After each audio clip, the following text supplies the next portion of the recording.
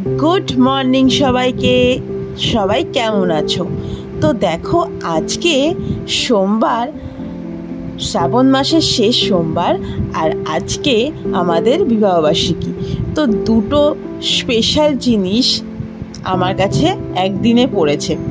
তো সেই জন্য তাড়াতাড়ি সকালবেলায় ঘুম থেকে উঠেই ওর বাবা চলে গিয়েছিল পড়াতে, আর আমি চলে এসেছিলাম ছাদে। দেখো, যেটা দেখালাম হাত দিয়ে, ওটা ছিল কমলা লেবু গাছ। গাছটায় বেশ পাতা বেরিয়েছিল। আর দেখো এই ঝাউ গাছটা কি সুন্দর হয়েছে। ছাদে এসে সব গাছগুলোকে দেখছিলাম। আর এই বগনভেলিয়া গাছটা না আমি কেটে দিয়েছিলাম। দেখো বেশ কচি কচি পাতা বেরিয়েছে। এখন তো বর্ষাকাল, এখন ডালগুলোকে ছেটে দিলে বেশ কচি কচি পাতা বেরোয়। আর তারপরে এই যে আমার অ্যাডেনিয়াম গাছে দেখো সব ফুল ধরেছে, কুড়ি এসছে, কি ভালো লাগছে দেখতে। তো আমি এই তো চারপাশের সব গাছগুলোকে একটুখানি দেখে নিলাম। আর এই গাছটা না আমার ভীষণ ভালো লাগে। আর দেখো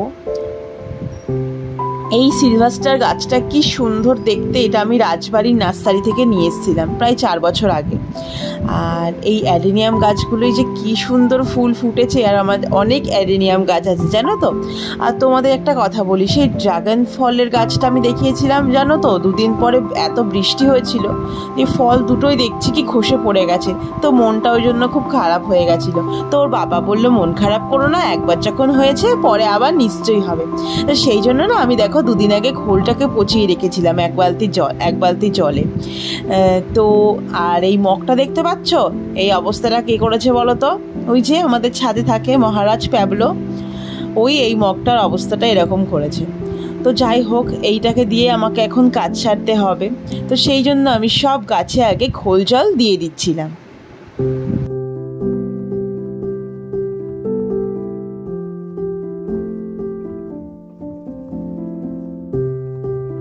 আর তারপর খোল জল দেওয়া হয়ে গেলে আমি প্যাবলোকে বিস্কিট দিয়ে আমি ছাদে না এরকম কটা বিস্কিট ভেঙে ভেঙে না ছড়িয়ে দিই। কেন বলো তো? কারণ ছাদে যেহেতু গাছ আছে আমার অনেক, প্রচুর পাখি আসে, কি কিচিরমিচির করে, আমি আওয়াজ শুনতে পাই দোতলা থেকে, কি ভালো লাগে। আর সেই বিস্কুটগুলো দিয়ে যায় না, দিয়ে এসে দেখি সব খেয়ে নিয়েছে। তো সেই জন্য আমি প্যাবলোকে দিয়ে প্রত্যেক দিন এখানে বিস্কিট ছাদে ছড়িয়ে রাখি। আর দেখো এই মানি প্ল্যান্টটা কি সুন্দর নেমেছে না, কি ভালো লাগছে দেখতে। আর এই গাছটার না আমি নাম জানি না, এটা ওর ছাত্রের একটা বাবা ওকে গিফট করেছিল, খুব ভালো লাগে। তো আমরাও না এই গাছটা অনেককে দিয়েছি, সবাই খুব খুব বলে কি যে এই গাছটা দেবা। তো এই জন্যই। তো দেখো তারপর স্নান টান করা হয়ে গেলে ওর বাবা যে বাড়ি এলো, আমি ওর বাবার সাথে সোজা চলে এলাম। আজকে পুজো বললাম সোমবার, তো সেই কারণে ফুল কিনতে চলে এসেছিলাম।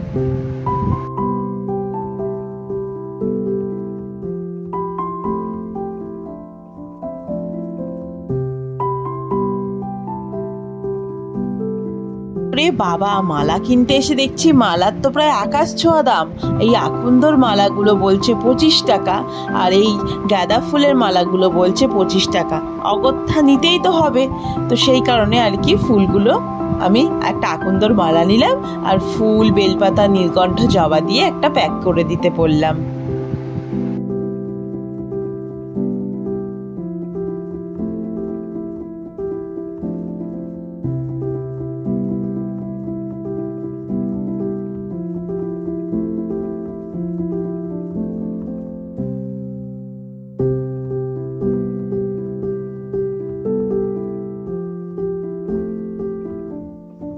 সকাল সকাল নানা রকমের ফুল দেখে কি ভালো লাগছে। কত জবা দেখো, খুব কি ভালো লাগছে, খুব সুন্দর লাগছিল ফুলগুলোকে দেখতে। তো তারপরে দেখো আমাদের ফুল নেওয়া হয়ে গেলে সোজা চলে গেছিলাম দশকর্মার দোকানে, কারণ সেখান থেকে কিছু আমার নেওয়া ছিল। ওই কর্পূর, অগুরু, বাতাসা আর অনেক কিছু, এগুলো আমার শেষ হয়ে গেছিলো। তোর বাবার সঙ্গে চলে গেছিলাম আমিনবাজারের ওই দশকর্মার দোকানটায়। আর তারপরে বাড়ি এসেই সোজা আমি পুজো করতে লেগে গেছিলাম। প্রথমে দেখো ঠাকুরকে দই, মধু আর ঘি মাখিয়ে রেখেছিলাম।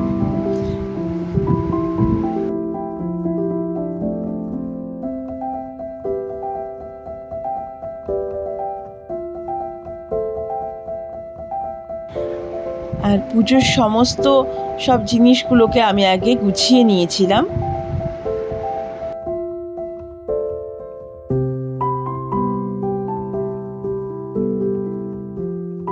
ব্যাস ঠাকুরকে স্নান করিয়ে মুছিয়ে একদম কমপ্লিট করে রেডি করিয়ে দিয়েছি। আর তারপরে দেখো আমাদের নতুন বাবা লোকনাথ এসছে আমার ঘরে।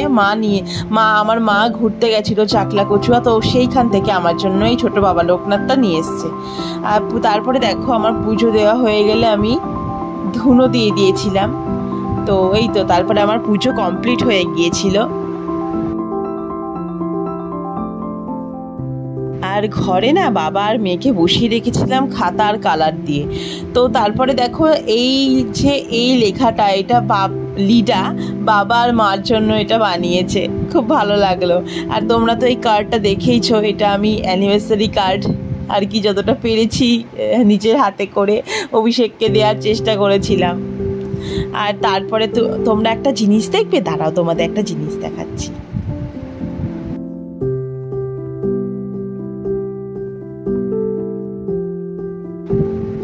জানো তো ও না ভীষণ ভালো ড্রয়িং করতে পারে। দেখো পেন্সিল দিয়ে করেনি, শুধু জাস্ট কালার পেন্সিল দিয়ে কি সুন্দর করেছে।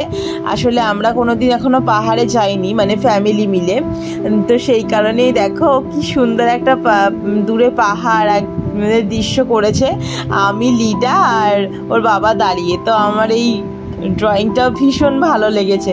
আর তারপরে দেখো পুজো দিয়ে রেডি হয়ে গেছিলাম, বেরিয়ে পড়েছিলাম যে মেয়ের একটা জামা কিনবো বলে। তো ওর একটা ফ্রক আমরা কিনেছি, ওটা ওই পছন্দ করেছে। যে দেখো প্যাকেটটা আমাকে দিচ্ছে না, নিজেই হাতে করে নিয়ে আমার সাথে যাচ্ছে। আর তারপরে ওর জামা কেনা হয়ে গেলে আমরা কোথায় যাচ্ছিলাম দেখো, এই রাস্তায় যেতে যেতে চারিদিকে কাজ হচ্ছে, চারিদিকে ভাঙা। যাই হোক, ছোট থেকে একরকম দেখে এসছি আর এখন একরকম দেখছি, তো যেন হট করে খুবই খারাপ লাগছে রাস্তাঘাটগুলো দেখতে। তো কিছু তো করার নেই, এটা তো হওয়ারই ছিল আর কি। তো দেখো তারপরে আমরা চলে গেছিলাম বিরিয়ানি হাউসে। তো অনেকদিন ধরে ভাবছিলাম যাব করে, তো বিরিয়ানি হাউসে গিয়ে দেখছি দোকান বন্ধ। তো এটা একটা আমার জামাইবাবুর দোকান। তো বড়দিকে ফোন করলাম, তো ও বললো না রে আজকে তো দোকান খুলবে না, আজকে শ্রাবণ মাসের শেষ সোমবার বলে দোকান বন্ধ রেখেছে। তো অগত্যা বিরিয়ানি তো আমাকে খেতেই হবে। আর তোমরা সবাই ভালো করেই জানো যে আমি পার্সোনালি ভীষণই বিরিয়ানি খেতে ভালোবাসি। তো সেই কারণে আমরা একটা প্ল্যান করলাম, ও আর আমি বললাম চলো তাহলে আমরা হ্যাংলাতে যাই, হ্যাংলাতে গিয়ে খেয়ে আসি। তো হ্যাংলাতে গিয়ে তখন 12টা সাড়ে 12টা বাজে। হ্যাংলাতে গিয়ে দেখলাম ওপরটায় যাওয়া যাবে না, ওখানে আগের দিন বার্থডে হয়েছিল বলে সেইভাবে ক্লিন করা হয়নি, তা ওপরটা বন্ধ। আর নিচে এখানে তো নন এসি ছিল আর এখানে ফ্যান লাগানো ছিল। তো এখানটা না একটু বেশ ভালোই গরম মতন ছিল। তো যাই হোক, কিন্তু খাবার পেলাম না, বিরিয়ানি তখন হয়েছিল না। আর ওদের কথা শুনে বুঝলাম যে খাবার এখনও সেইভাবে তৈরি হয়নি। তো সেইখান থেকে আবার আমরা ব্যাক করে, ওর বাবা বলল না আমরা আর কোথাও যাব না, সোজা এবার হাভেলিতেই যাব, ওখানে যা পাওয়া সেটাই নেব, দেখব, আর অন্য এদিক ওদিক কোথাও যাব না। কারণ যেহেতু আজকে শ্রাবণ মাসের শেষ সোমবার, ওই জন্য প্রায় বেশিরভাগই অনেক বিরিয়ানির দোকানই দেখলাম বন্ধ ছিল। তো সেই কারণে দেখছিলাম যে তাহলে তাই করি। আর যেহেতু ওর বাবার আবার 4টে থেকে আজকে পড়ানো ছিল, তো সেই কারণে বেশি লেট করলে চলবে না, বেশি দূরেও যাওয়া যাবে না খেতে। তো কাছে পিঠের মধ্যেই ওর বাবা বলল চলো যে তাহলে আমরা হাভেলিতেই যাই। শ্রাবণ মাসে তো আমি আর বাকি সোমবারগুলো নিরামিষই খেয়েছিলাম। তো আজকে ওর বাবা বললো আজকে তোমাকে আর নিরামিষ খেয়ে লাভ নেই, আজকে আমাদের সাথেই খেতে হবে। ওরে বাবা, আর পাচ্ছি না, সেই সকাল থেকে ছুটে ছুটে। আলটিমেটলি দেখা যাক এখানে পাই নাকি বিরিয়ানি।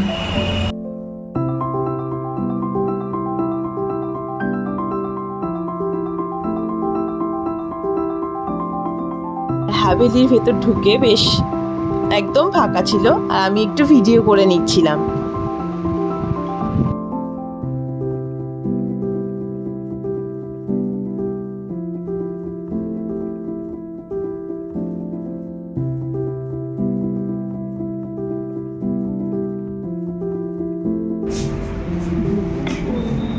কোথায় এসছো?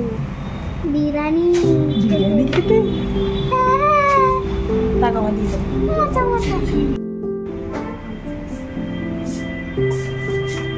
আর ভাগ্যিস ফোনপেটা ছিল বলো, তাই বেশ সহজেই কাউকে গিফট দেয়া বলতে ফোন থেকে টাকা পাঠালেই হয়ে যায়। তো আমিও সেই পদ্ধতিটা অবলম্বন করেছি। অভিষেককে আমি ফোনপেতে কিছু টাকা দিয়ে দিয়েছি ওর পছন্দের জিনিসটা কেনার, আর ও আমাকে দুখানা গিফট দিয়েছে, সেটা আসুক সারপ্রাইজ, তারপরে তোমাদের সাথে আমি শেয়ার করব। চলে এসেছি। আর প্রথমে তো বিরিয়ানি হাউসে বন্ধ পেলাম, তারপরে গেছিলাম হ্যাংলায়, তোমরা দেখলে হ্যাংলাতেও বিরিয়ানি পেলাম না। তো আলটিমেটলি আমরা হাভেলিতে এসেছি, যেটা ফোয়ারার মোড়ের অপোজিটে, সেখানে আমরা এসেছি। তো এখানে এসে আলটিমেটলি আমরা বিরিয়ানি কিন্তু পেলাম। দাঁড়াবো, তো এখানে বললো যে বিরিয়ানি হবে, তো এবার আসছে, এবার খাবো। প্রথমেই আমাদের কাছে চলে এলো hot and sour chicken soup. এই স্যুপটা জাস্ট দুর্ধর্ষ হয়েছিল খেতে, মানে এতটা টেস্টি ছিল, আর হালকা হালকা একটু খিদেও পেয়েছিল। তো এত ভালো লাগছিল খেতে, মানে অসাধারণ খেতে ছিল। আর দেখো তারপরে আমাদের খাবার চলে এসেছিল। তারপরে তো আমাদেরকে দেখো খাবারগুলো সার্ভ করে দিচ্ছিল। আর হাভেলির খাবারের কোয়ালিটি আর টেস্ট নিয়ে তো কোনো কথাই হবে না বলো, একদম সেরা খেতে। তো দেখো আমাদের খাবার চলে এসেছিল, আর আমি আর আমার মেয়ে যেহেতু ভীষণ বিরিয়ানি প্রেমী, তো আমরা নিয়ে নিয়েছিলাম বিরিয়ানি, আর অভিষেক ও হাক্কা নুডলস আর চিলি চিকেন নিয়ে নিয়েছিল, কারণ ওটা খেতেও বেশি ভালোবাসে, তো সেই কারণেই।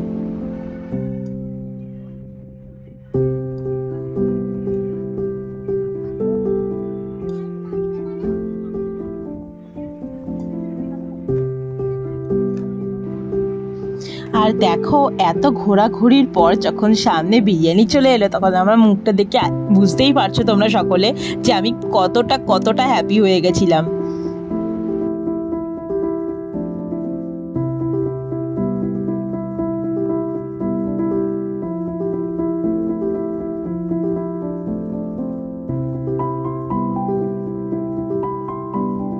হ্যাঁ মানা, মানা তুমি কি খাবে? খাও খাও খাও খাও খাও, স্টার্ট করো।